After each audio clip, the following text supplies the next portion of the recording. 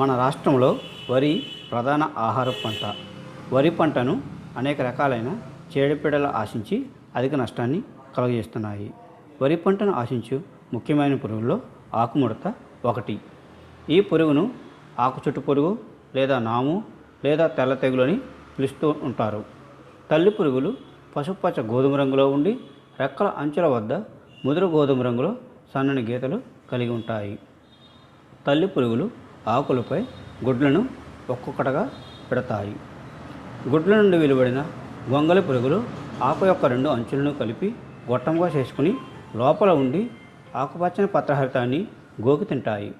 దీనివలన ఆకులు తెల్లగా ఎండిపోయినట్లుగా కనిపిస్తాయి. తీవ్రంగా ఆశించిన పైరు నాములాగా తెల్లగా కనిపిస్తుంది. పోటాకు దశలో ఆశించినట్లయితే పంటకు తీవ్ర నష్టం జరుగుతుంది.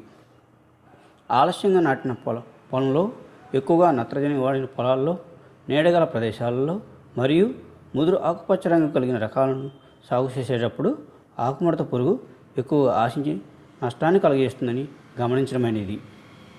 దుబ్బుకి 1 లేక 2 ఆకుముడత నష్టం కలిగిన ఆకులనుచో సస్యరక్షణ చర్యలు చేపట్టాలి.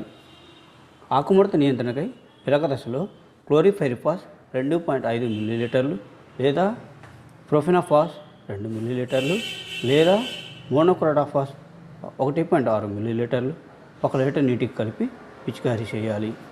చెరుపొట దశలో ఆశించినట్లయితే కార్టాఫ్ హైడ్రోక్లోరైడ్ 2 గ్రాములు లేదా ఎసిపేట్ 1.5 గ్రాములు లేదా క్లోరంట్రినిలిప్రోల్ 0.3 మిల్లీలీటర్లు 1 లీటర్ నీటికి కలిపి పిచికారీ చేయాలి.